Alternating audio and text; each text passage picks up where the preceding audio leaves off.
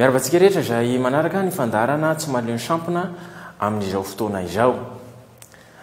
Androany sika dia iresaka ny raharaha politika dia ny fifidianana izany. Efa fandroany eo manko no niresaka ity fifidianana ity, saingy ny zavatra mahagaga sy ny zavatra mahatalanjona dia to tsy misy dikany aminareo le resaka izay resahako.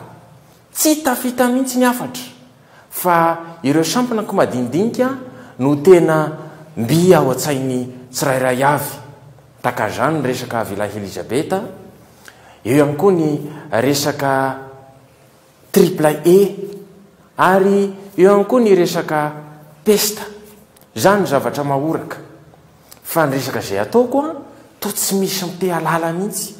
Noho izany dia tsy maintsy entitra aho amin'ity tsy mahaleo sampana manaraka. Ny faraparanteo zao dia misy milaza fa nahita ny vaksin'ny pesta. Zay dia efa miteny fa ny mpanohatra indray no manao an'io. Izy milaza milaisany fa hita ny vaksin'ny pesta. Tsisy an'izany, tsaotiana ely zany. Ary zany koa moa no itenenako hoe ny sampona mety iseho foana. Zavatra mety hitrango zany. Fa andeha verenantsika ny resaka fifidianana.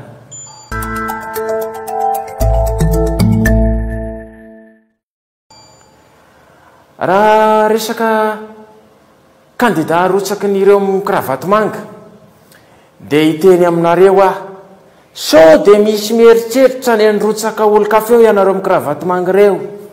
Fa i rivokely efa tena manao ny asany. Ary misy antony rivokely matona apetraka teo amin'ny toeran'io. Tsy natao foana zany toeran'izany tompoko lasy tompoko vavy. Fa misy antony lehibe matoa zao zavatra zao ataon'ny rivokely. Misy manko milaza fa i Paoly no ho kandida amin'ny fifidianana zeo avy. Eto dia efa milaza fa iandry any Paoly eo nareo. Andraseo Paoly tsy maninona fa zao dia tsy maintsy kandida amin'ny fifidianana zeo avy. Tsy ilaza koa moa hoe roviana le fifidianany, satria ny lalam-panorenana zao dia io efa hitanareo io efa misy tsy mahita moa tsy menatsiny. Fa te ilaza ihany koa ny amin'ny resaka etsy Anosy. Nisy namako zao ny fitsarana tetsy Anosy. Saotra n'Andriamanitra lehibe ny tenanay fa tsy nisy dosie anay tao. Fa le nanana dosie tao asa nanahoana izay aloha fa dia ho hitatsika hoe anahoana. Satria raha le dosie tao dia dosie mamaimay any. Fa tsy nisy resaka ana tao. Zako moa mbola olona madio. Zany dia tiako lazaina aminareo zany. Satria dia napetraka tamin'ny fomba demokratika ny tenanay tamin'ny fifidianana.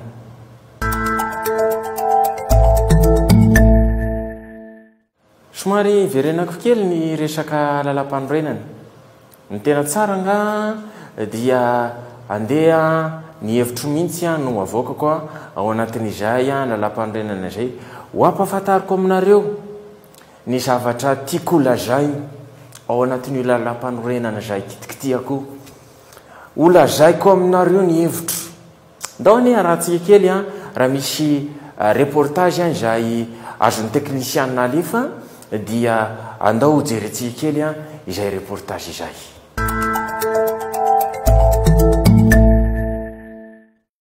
Anova lalam-pandrenana ny fitondrana rajonary mampianina ambarany fa isan'ireo tsy maintsy kitihana amin'ny lalam-pandrenana ny momba ny anjara toeran'ny fokontany ao anatin'ny fitsinjaram-pahefana misy ankehitriny. Tsy vondrom-bahoaka itsinjaram-pahefana hoy izy ny fokontany kanefa dia manana anjara lehibe na amin'ny fampandrosoana na amin'ny fikarakarana ny fifidianana. Mariny ireo ambaran'ireo saingy ny adinony dia ity. Tsy voamaliny tsy vondrom-bahoaka itsinjaram-pahefana tsony ny fokontany fa efa hatramin'ny taona 2007 hatramin'izay ka hatramin'izao anefa tsy sakana tamin'ny fanaovana fifidianana io sa tamin'ny feny fokontany anaty lalam-pandrenana io. Azo atao tsara ny karakaran'ny fifidianana na tsy vondrom-bahoaka itsinjaram-pahefana aza ny fokontany ary dia io lalàna io ihany aza no nampiasaina ka nahatonga azy ho filohan'ny repoblika ankehitriny. kevikery izy milaza fa izy dia lany tamin'ny fomba demokratika. Nivoaka avy tamin'ny fifidianana ny filoam-pirenena. Tena tiako tsipihana izany. Noho izany dia miaro izany izy satria resy lahatra izy fa ny fifandibiasam-pahefana amin'ny alalan'ny fifidianana ihany no antoko ny fitoniana sy fahamarina toerany fitondrana. Raha te hanova ny fomba fiasan'ny fokontany ny mpitondra dia tsy voatery hanova lalam-pandrenana. Lalàna fehizoro 420 tsipika 820 dia manome lalana ny mpitondra ndray didim-panjakana hanovana ny fomba fiasa eny anivon'ny fokontany.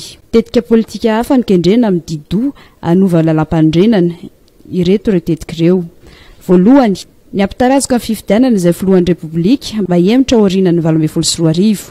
Faharoa, ny tady ny fomba rehetra ahafahana manilika ireo kandida izay iverina fa tsy ho resiny amin'ny fifidianana ho avy. Nandritra ny efa taona ny tondrana, tsy nahita kihana amin'ny lalam-pandrenana ny fitondrana. Mampiseho fa tsy fahaiza mitantana sy kitotoa amin'ny fanaovana politika eto Madagasikara ity tetika ity.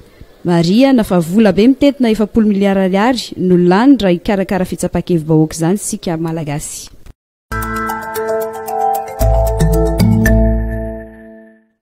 Izay ny mikasika ny resaka fifidianana. Tsy arotry moa tsy ilazana azy iny satria dia betsaka ireo atao hoe commentaire izay hita amin'ny resaka an'izay fifidianana izay. Manaraka izany dia tehiteny aho satria dia misy sasa miandry betsaka indray izao nareo miandry ny tena mbi ao an-tsainareo moa dia hoe ilay tsy fiasana izany sa misy zavatra fa tianareo atao. Miandry anareo an'ilay hoe ray andro, ny ray andro zay, indray andro any dia isy asa atsara, izany hoe tsy miasa indray fa dia isy fanadivana ny tanàna. Kanefa dia tsy tonga ihany le izy hatramin'izao. Dia reo nareo sasa miandry eo hoe aiza ihany monsieur le président, aiza ihany ilay ray andro anadivana ny tanàna. Dia ozy aho hoe tsy maintsy miandry sika, tsy maintsy miandry sika. Mbola mandinika an'io izay mivady amin'izao fotoana izao dia ho hita eo ny fanapa-kevitray amin'izay hoe ray andro tsy iasana izay mbola tsy tonga ihany anadivana ny tanàna izay. Nefa ny fahavaratra zao avy isika ao anatin'ny vanim-potoana pesta dia ho avy ihany koa ny vanim-potoana cyclone.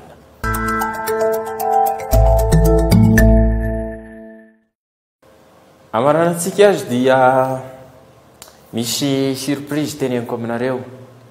Andeha hoetsy amin'ny collégium ako. Tianareo vera makeny na tianareo koa na tsy tianareo dia tsy maintsy hoe ny satria dia isy artiste maro zay ho avy eny. Eo Stéphanie dia eo i Jaojoby. Azafady fa tsy Jaojoby fa Aaron Joy. Ho avy eny amin'ny collégium. Dia ho avy eny koa ny tenako isy zavatra ho ataoko eny fa tsy teniteneniko anareo. Kit scolaire moa no tena tenena hoe ho zarana fa tsy dia zay loatra fa isy surprise lehibe ho ataoko eny amin'ny collégium. Dia asa tsy fantatro, mety araka andiha amin'ny Stéphanie aho mety iranirany Aaron Joy fa dia atreo aloha ny tsy malemy sampona tamin'ity an'io ity dia mirasoa antsika rehetrarehetra ho amin'ny fotoana manaraka indray. Fa za tsy hanozona ilay fiarahanareo fa dia mirasoa anareo ary tiako ianareo hiaraka amiko ao anatin'ny tsy malemy sampona hatrany hatrany.